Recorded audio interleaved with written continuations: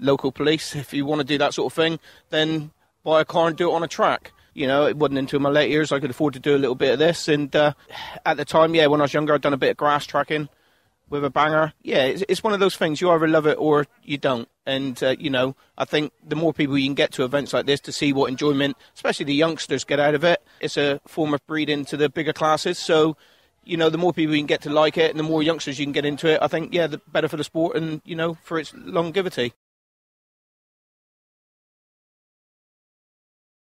He says, right, there we are, we're back.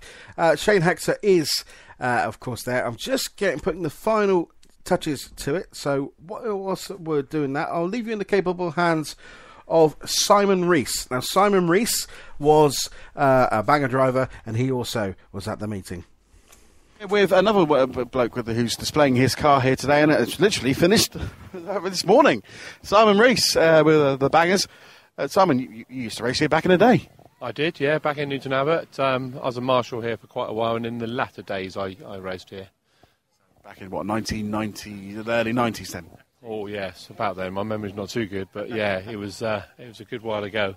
But it was the soul of Newton Abbot, Wednesday nights. Everyone sort of congregated around at the stock car track and had some fun. So what was your memories of firstly racing here and doing other things here?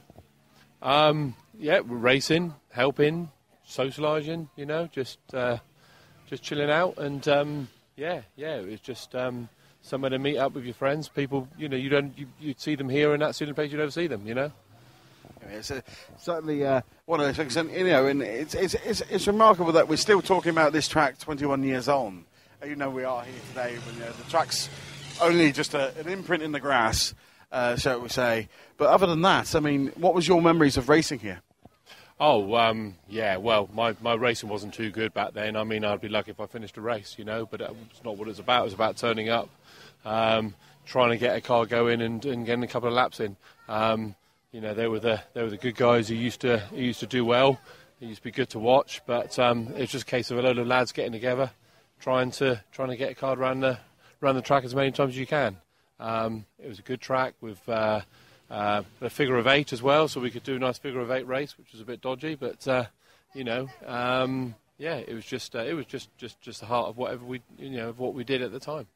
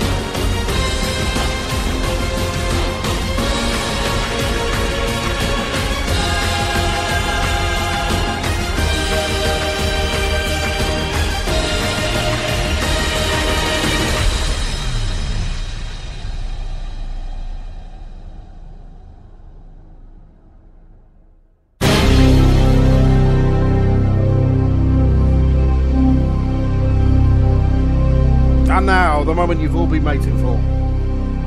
It's the semi-final grids, live and direct, first and fastest. Now, I will say this now, these are unofficial, wait for the official grid, but I'm usually around about 99.7% correct on these ones. So, it's a pretty damn close thing for this one. Bearing in mind this has been rushed, so we can take it from here that this is the grid. Now, at the moment, I'm just going through the final bits and bobs and who's going where. And of course, there's a couple which are things that are there. And one thing I will say is there is a couple of surprises on outside rows and the like. We will sort that out in a moment. We'll come to those in a mo. But at the moment, I'm just working out the final bits and bobs. And hopefully we should get a better idea of who does what in a moment. I'm just down to row 9 now. But after row 9, actually, there's always a way. There's always one more than you think is always going to happen. So there we go. Some really good last minute movers and shakers have put themselves into the mix. And obviously some of them I can see here are going to be there. There's a lot of big name world champions towards the back of the grid. And one has luckily scraped in. I can see that now. It's all very good at this precise moment in time. Now, obviously what happens if there is a tie? It goes to their highest point scores. And if there is a score of ties, it goes to the second highest point scores. And this is having a bit of an effect on this one. But it's only for the matter of positions on the grid at this precise moment. We're down to row 11 now, so I'll get to cut to the chase in a moment. Once I've completed this, I can tell you who is in the world final. No, world semi-final, sorry, not world final. They've got to get there. That's the next stage after this. And, well, I will say this now. It's an interesting grid and two very interesting semi-finals. We have avoided the clash. That's one thing I can say. Speak and Moody are not in the same semi-finals. So we are not going to get that pantomime in the semi-finals. So here we go. I'm getting there. We're out of 45, number 45. And now we have 4 drivers all equal on 51 points. Which is always going to be an interesting way to decide that. So just bear with me a second whilst I'm just trying to get this absolutely spot on correct for you guys. And we will move that one forward as soon as we can. Okay, we're getting there now. 722 and 178. Like I say, some good lastminute.com performances have seen the likes of John Broach get into the grid. As my computer goes ping, ping, ping, as I know that the results are coming in ever so quickly. So here we go. 652 757. Yep, that's right. 854 177. Okay, I'm getting there, folks. Bear with me. I am getting there. Okay, there are a couple of debutants, and for some people who have made it in at the last chance saloon, and I can safely say at this precise moment in time, Robbie Dawson, who was worried about his opportunities of getting in, he is in. I'm just going to double check this again because I'm pretty certain I've missed one out. I'm just going to check this again. I will go through it and see. Just bear with me a second. As you say, it's live mathematics. Never since Countdown has this been so entertaining. Right, this is what I've got at this precise moment in time. So, ladies and gentlemen, these are the semi-final grids for 2014. Here we go. 5 minutes left on the clock, so I'm going to rattle through these as quickly as possible. So, here we go. Semi-final 1. Okay, here we go. Semi-final 1. On pole, row 1. Inside, George McMillan, number 1. 606, Andrew Palmer on the outside. Neil Hooper, 676 and 647, Chris Burgoyne.